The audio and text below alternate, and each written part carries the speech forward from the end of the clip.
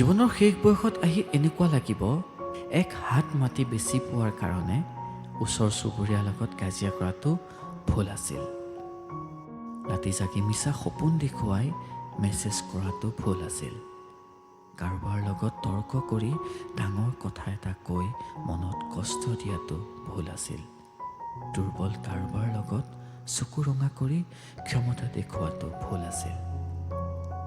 জীৱনৰ শেষ বয়সত আহি এনেকুৱা লাগিব ক্লাছৰ ভিতৰত আটাইতকৈ ব্ৰিলিয়েণ্ট ষ্টুডেণ্ট হ'ব নোৱাৰিলেও বৰ বেছি একো ক্ষতি হোৱা নাছিল। বহু টকা জীৱনত উপাৰ্জন কৰিব নোৱাৰিলেও একো ক্ষতি নহ'লহেঁতেন চাগে। জীৱনৰ শেষ বয়সত আহি এনেকুৱা লাগিব কষ্ট অবিহনে স্বাভাৱিক মৃত্যু শেষ কামনা।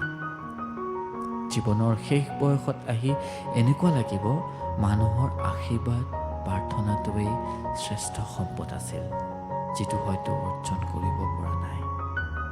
জীৱনৰ শেষ বয়সত আহি এনেকুৱা লাগিব মানুহৰ মনত কষ্ট দিয়াটোৱেই আটাইতকৈ ডাঙৰ ভুল আছিল।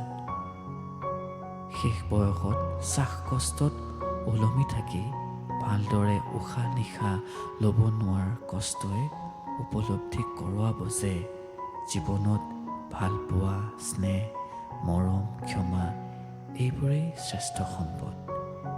সেয়েহে এতিয়াৰ পৰাই খং, অভিমান, অহংকাৰ, ইগ' মনৰ পৰা আঁতৰাই মানুহৰ ভালপোৱা অৰ্জন কৰি ভালদৰে থকাৰ চেষ্টা কৰক।